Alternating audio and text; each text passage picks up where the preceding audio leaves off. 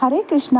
ಎಲ್ಲರಿಗೂ ನಮಸ್ಕಾರ ಹೇಳ್ತಾ ಇವತ್ತು ನಾನು ಏನು ಮಾಡ್ತಾಯಿದ್ದೀನಿ ಅಂದರೆ ಕೊಬ್ಬರಿ ಎಣ್ಣೆಯಲ್ಲಿ ಈ ಥರ ಎಲೆಗಳನ್ನೆಲ್ಲ ಹಾಕಿ ಬಿಸಿ ಮಾಡಿ ನಾವು ತಲೆಗೆ ಹಚ್ಕೊಂಡ್ರೆ ತುಂಬ ಚೆನ್ನಾಗಿ ಕೂದಲು ಬರುತ್ತೆ.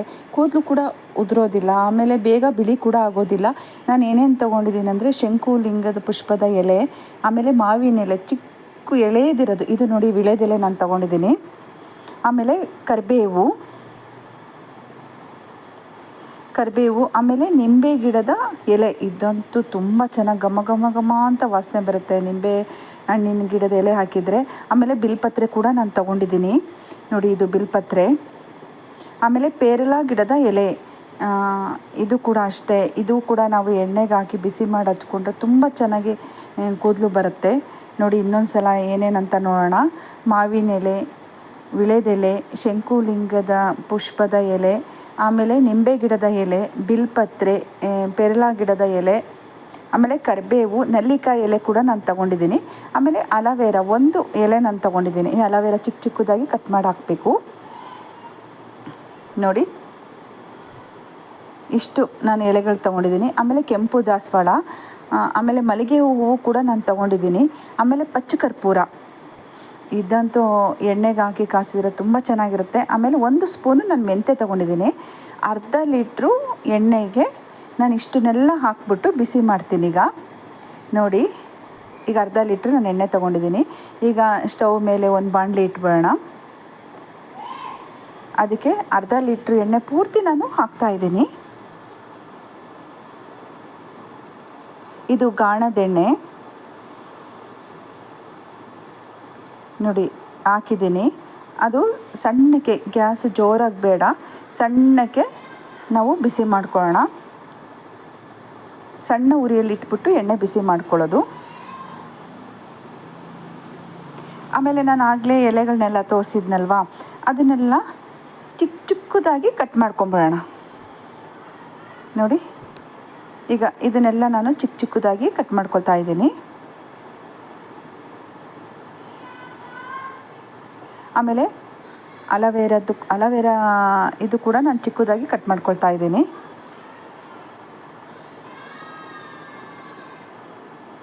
ಆಮೇಲೆ ದಾಸವಾಳ, ಇದು ಕೂಡ ನಾನು ಚಿಕ್ಕದಾಗಿ ಎಲ್ಲ ಕಟ್ ಮಾಡಿ ಇಟ್ಕೊಂಡಿದ್ದೀನಿ ನೋಡಿ. ಅಲವೇರ ಈ ಥರ ಕಟ್ ಮಾಡ್ಕೋಬೇಕು ಚಿಕ್ಕ ಚಿಕ್ಕದಾಗಿ. ಈ ದಾಸವಾಳ ಕೂಡ ಅಷ್ಟೇ.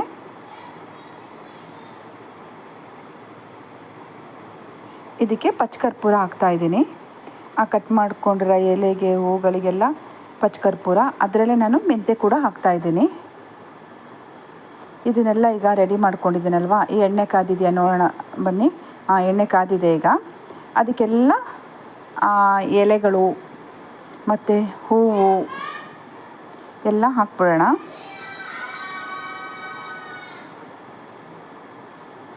ಚೆನ್ನಾಗಿ ಕುದಿಬೇಕು. ಇದಕ್ಕೆ ನಾನು ಆಗಲೇ ತೋರಿಸಿದ್ನಲ್ವ ಪಚ್ಚಕರ್ಪೂರ, ಮೆಂತ್ಯ ಎಲ್ಲ ಹಾಕಿದ್ದು, ಅದು ಕೂಡ ಹಾಕ್ಬಿಡೋಣ ನೋಡಿ. ಚೆನ್ನಾಗಿ ಕುದಿಬೇಕಿದು. ಯಾವ ಥರ ಅಂದರೆ ಒಂಥರ ಗರಿ ಗರಿ ಥರ, ಅದು ಎಲೆ ಎಣ್ಣೆಲಿ ಕಾದು ಒಂಥರ ಗರಿ ಗರಿ ಥರ ಬರಬೇಕು. ಆ ಥರ ಎಣ್ಣೆ ಕಾಯಿಸ್ಬೇಕು ಸಣ್ಣ ಉರಿಯಲ್ಲಿ.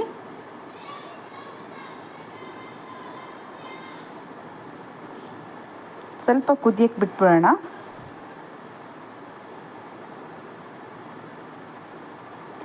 ಈ ರೀತಿ ನಮಗೆ ಹೂವು ಎಲೆಗಳೆಲ್ಲ ಸಿಕ್ಕಾಗ ಈ ರೀತಿ ಎಲೆ ಎಲ್ಲ, ಹೂಗಳು, ಪಚ್ಚಕರ್ಪೂರ, ಮೆಂತ್ಯ ಎಲ್ಲ ಹಾಕ್ಬಿಟ್ಟು ನಾವು ಕಾಸಿ ಇಟ್ಕೊಂಡ್ರೆ ತುಂಬ ಚೆನ್ನಾಗಿ, ಆಗಾಗ ನಾವು ತಲೆಗೆ ಹಚ್ತಾ ಇದ್ದರೆ ಏರ್ಸ್ ಕೂಡ ತುಂಬ ಚೆನ್ನಾಗಿ ಬರುತ್ತೆ. ಆಮೇಲೆ ಬೇಗ ವೈಟ್ ಆಗೋದಿಲ್ಲ